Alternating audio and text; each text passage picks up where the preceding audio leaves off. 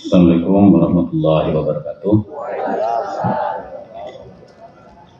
Sampurasun. Bapak Ibu, saya sampaikan ya di Purwakarta atau dimanapun gitu, itu hari ini sedang menurut data juga ya, kemarin di PR juga, di PR itu ada pengaduan, ada data tentang bagaimana kondisi lingkungan sekolah yang perlu menjadi lembaga terdepan dalam upaya mengatasi perundungan, mengatasi kekerasan seksual dan lain sebagainya. Data itu menurut OPR itu saya persisnya, jadi kalau ada 4 orang anak itu katanya, ada 4 orang anak itu, 1 itu mengalami bullying. Kalau ada 3 orang anak, 1 saya ketukar ya, antara yang mengalami kekerasan seksual sama yang bullying. Jadi lembaga-lembaga kita itu harus ikut memitigasi, karena kalau kita kan Bu ya, itu terjadi bukan hanya di sekolah tapi di masyarakat. Nah, kita itu kadang-kala orang tua kadang-kala tidak bisa memitigasi itu, kadang-kala tidak sadar gitu.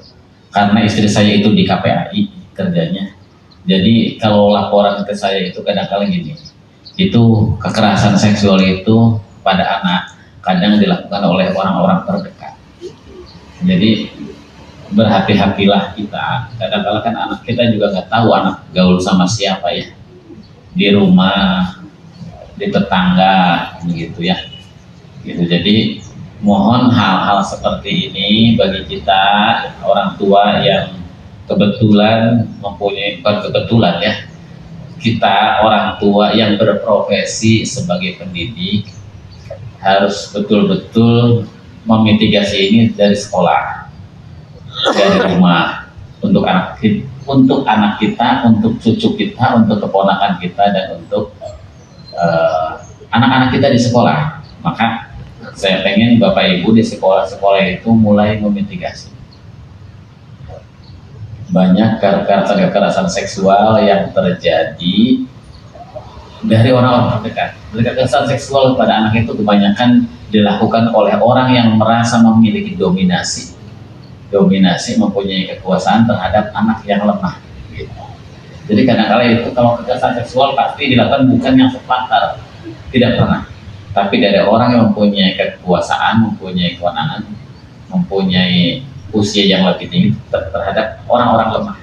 Nah, ini yang harus diwaspadai, mulai dimitigasi dari komunitas kita, dari sekolah, guru-guru kita, penjaga sekolah, gitu ya. Atau orang-orang yang kadang-kala masuk ke sekolah jualan, kan banyak kejadian. Nah, ini konon rawan di Indonesia itu. Di Indonesia itu rawan. Bisa jadi di Purwakarta juga seperti itu. Kekerasan pada anak, bullying, dan lain sebagainya. Maka jangan santai-santai jadi kepala sekolahnya, jadi guru-gurunya. Ini isu-isu atau kejadian-kejadian yang mungkin bisa disebut luar biasa kalau menurut saya.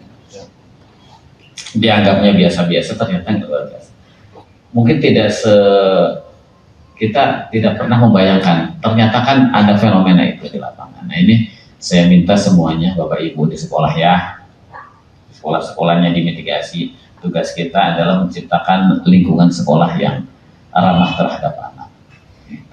Jadi saya wanti-wanti hal semacam ini jangan dianggap sesuatu yang tidak terjadi di sekolah kita, tidak terjadi di lingkungan tetangga kita, di masyarakat kita, dan tidak terjadi di keluarga kita, gitu ya. Jadi mohon disadari betul, kita mempunyai tugas, salah satunya itu sebagai para kepala satuan pendidikan dan para pendidik. Itu yang pertama. Yang kedua, saya mau ucapkan terima kasih kepada keluarga besar Dinas Pendidikan. Kemarin rangkaian kita hari jadi 17-an sudah kita laluin, sudah beres, capek, tapi ya bahagia. Saya mah nepi ka ieu cager. Lino ya. Tak nang ya. Takin nanti kayaknya nyeri. Begitu, saya berbahagia mempunyai Bapak Ibu semuanya, keluarga besar Dinas Pendidikan yang bahu-membahu kerjasama untuk mensukseskan. Menong itu dihasilkan oleh musyawarah guru mata pelajaran seni budaya ya. Seni budaya. Saya berbahagia komunitas-komunitas guru kita itu bisa berkontribusi. Mereka ngerjain ini dan luar biasa bagus itunya. Kemudian kemarin juga yang jalan nari itu guru-guru kita, ada juga yang pakai baju kayak gini. Kalau saya soak ya nanti pakai baju gitu ya, tapi itu ibu-ibu bapak-bapak di sini juga ada pakai itu. Jalan panjang panas gitu ya, tidak semua orang bisa. Saya ucapkan terima kasih. Kita bahu-membahu dan bisa mensukseskan acara kabupaten maupun acara Hari Kebangsaan. Hari ini juga saya berterima kasih pada komunitas literasi Purbasari karena terus hidup sejak tahun 2016 sama saya. Hari ini terus bisa berkibar. Inilah komunitas belajar yang oleh kementerian belum bikin dulu komunitas belajar kayak gini ya. Di Merdeka Belajar, komunitas belajar hari ini digalakkan oleh Kementerian Pendidikan. Kita udah bikin komunitas literasi Purbasari. Jadi komunitas mereka belajar dari mereka untuk mereka. Kalau butuh ilmu mereka panggil, mereka berkumpul dan terus berkolaborasi.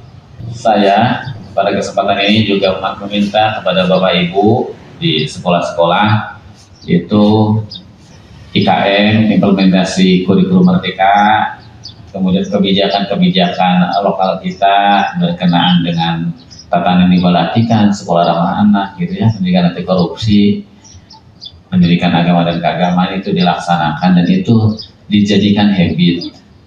Mohon dijadikan habit, yang tidak paham, tidak ngerti bisa nanya ke teman-temannya. Bagaimana menginsersikan program-program kita ke dalam kurikulum di intrakurikuler, di P5, di ekstrakurikuler seperti apa. Kalau tidak paham tanyakan. Saya tidak mau ada guru, ada kepala sekolah ya kayak lengit kayak gitu ya, jangan. Kegiatan kayak jangan. Bapak Ibu itu adalah ujung tombak dari program kementerian, program kabupaten. Jadi kalau ada kepala sekolah itu pesimis dengan segala macam kebijakan, udah mundur aja dari kepala sekolahnya. Apalagi mempengaruhi orang lain. Kita ingin betul-betul menghidupkan ekosistem sekolah. Ekosistem sekolah sebagai ekosistem pendidikan.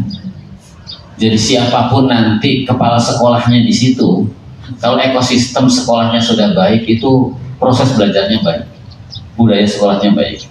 Siapapun pengawasnya, siapapun perwilnya, nanti kalau Bapak Ibu udah menciptakan ekosistem yang baik, pembelajarannya baik. Itu yang ingin kita ciptakan. Karena kepala sekolah terus berganti, pengawas terus berganti, perwil terus berganti, kepala dinas terus berganti, tidak lama. Kalau Bapak Ibu tidak menciptakan ekosistem yang baik, yang kuat akarnya, maka tidak akan pernah Indonesia pendidikannya maju. Karena kepala sekolah paling 2 tahun, 3 tahun, 4 tahun, ada yang setahun pindah. Kita tahu menciptakan generasi itu 25 tahun. Nah, kalau Bapak Ibu di sekolah tidak mampu mencengkramkan ekosistem yang baik di sekolah, biasa-biasa saja, tidak terjadi ekosistem yang baik, maka nggak akan pernah maju pendidikan di Indonesia. Maka kuncinya, apa yang diinginkan oleh Pak Menteri itu, bikin ekosistem yang baik. Ekosistem yang baik itu siapapun nanti yang tinggal di situ, itu karena ekosistemnya udah baik, itu tetap baik. Tapi kalau ekosistemnya nggak baik, nggak stabil, nggak sustainable, siapapun yang masuk ke situ ya terus buruk. Ini yang harus kita ciptakan. Ya, Bapak Ibu, pahami betul. Jangan menjadi antitesa dari sebuah kebijakan. Terakhir saya hari ini ngumpulin para ketua OSIS. Ini saya baru ketua OSIS Kabupaten Purwakarta. Selamat datang di kantor Dinas Pendidikan. Mungkin ada yang belum pernah ke sini. Hari ini ke sini, nanti kita akan kumpulkan Saya minta bahwa para ketua OSIS ini nanti pasti mereka akan menjadi pemimpin. Insya Allah mereka hari ini udah terpilih menjadi ketua OSIS, ke depannya bisa jadi ketua dewan, bisa jadi anggota dewan, bisa jadi kepala desa, bisa jadi kepala dinas pendidikan, bisa jadi bupati, camat, apapun, tentara, presiden, segala macam. Mereka hari ini sudah melewati satu masa kepemimpinan, masuk pada ekosistem pendidikan yang baik. Mereka udah belajar kepemimpinan. Mudah-mudahan ke depan terus bisa berkembang dengan baik di sekolah-sekolahnya. Mereka adalah agen-agen kita, agen-agen dinas pendidikan, agen-agen kementerian, agen-agen sekolah yang harus ikut menciptakan lingkungan sekolah yang baik. Makanya saya nanti akan titip pesan bagaimana mereka harus berperan mensukseskan program-program pemerintah, menciptakan sekolah yang ramah terhadap anak, menciptakan sekolah yang ekosistemnya tumbuh dengan baik. Terima kasih Bapak Ibu semuanya, mohon maaf apabila ada kekurangan, ada kekhilafan. Bapak Ibu semuanya, Assalamualaikum warahmatullahi wabarakatuh.